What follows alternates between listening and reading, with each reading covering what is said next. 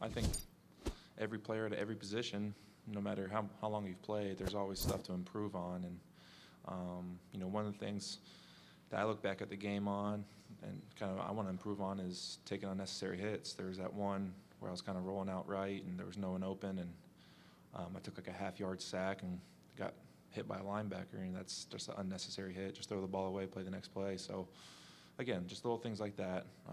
Just keep learning, trying to get better every day. And then Logan Thomas going to be headed to IR. I'm curious, what kind of a blow is that to the offense? Logan's done a great job throughout the years, and we're going to miss him. But it's Ricky's turn to come up and step up, and I thought he did a great job of stepping up against Atlanta. Made some big plays, and you've seen him progress throughout training camp and throughout this year. Blocking and making some plays. So we feel very confident in Ricky going in there and getting the job done. The Saints pass rush against Daniel Jones struggled a little bit last week. You have ability to run like Daniel does. From seeing that film, is there anything in kind of what the Saints do that you feel like you can exploit a little bit of that and kind of neutralize that pass rush a little bit? Yeah, see, that's one of those things where we don't look too far into it. That's one of those part of my game where it kind of just happens. Again, like I've said before, the primary thing is getting the ball in my hands and those playmakers guys' hands and letting them do their thing. And if stuff breaks down, then I'll take off and get what I can. So, we see some things on film that we're like, hey, maybe you might have a lane here or two, there. But again, it's not something that we really put a lot of emphasis on. In training camp, you said that you felt like you struggled throwing left, and that was something you wanted to improve. And you had the touchdown to Terry that was on the left. Just how do you think that kind of issue has gone? Have you feel like you've eliminated that? Yeah, every week there's something. I'm not perfect by any means, and I think every player on this team will tell you the same thing. So, in training camp, I was having a little struggle with that, and I worked on it to get better at it. So, maybe last week it was throwing right.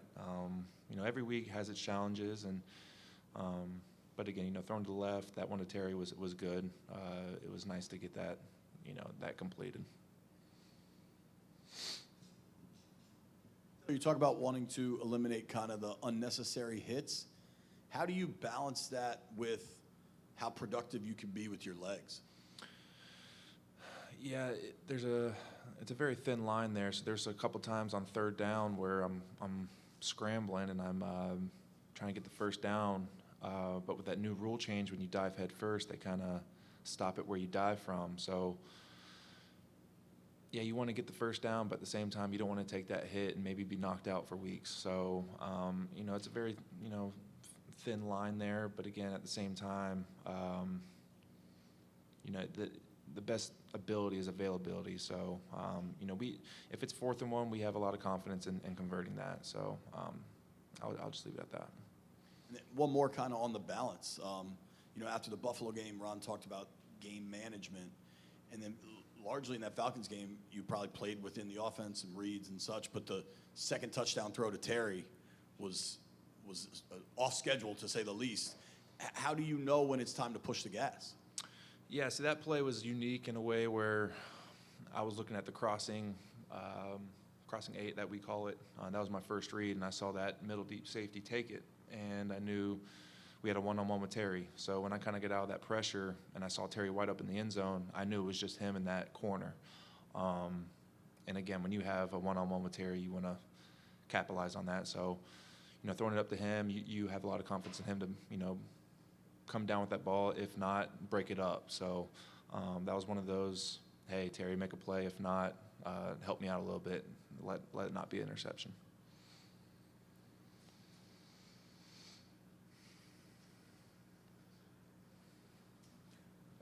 Taylor, Curtis was back out there, obviously somewhat limited with his reps, but what did you feel that you could see what he was able to do and how it was going to help the offense kind of overall?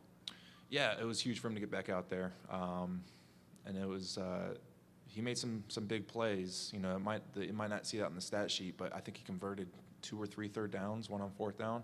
And again, it was good to get him the ball in his hands, let him get hit a little bit. He hasn't played football in a while, so for him to come up clutch in those situations, it was big for us. It was big for him, and we're really excited to see him, build on that. All the time, having that speed on the field is going to cause the defense to react and put some extra pressure on them and maybe help relieve Terry from some extra attention. Could you already start to see that a little bit, even with his limited exposure out there? Maybe. Not really with that Atlanta defense. They ran some stuff where that wasn't really like they were trying to double Terry. They were running their stuff. So maybe further down the road, we might see that. But last week, it was, Atlanta was just playing their defense. I wanted to ask you about Terry, too.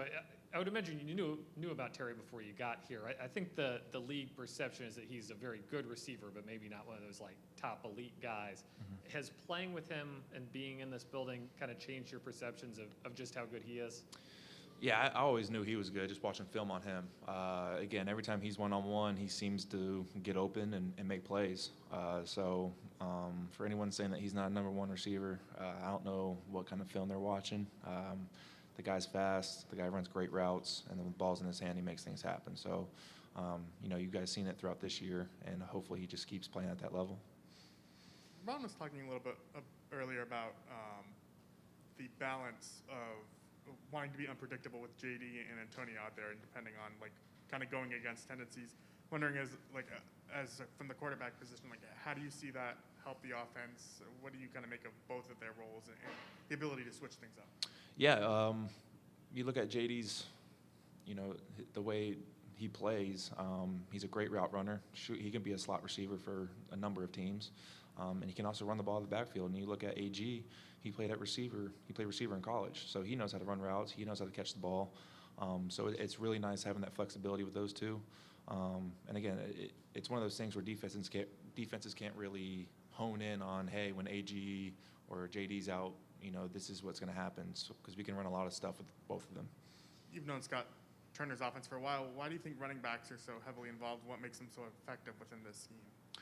Yeah, if you look around the league right now, if you have a really good running back who can run routes and catch the ball, it's a mismatch.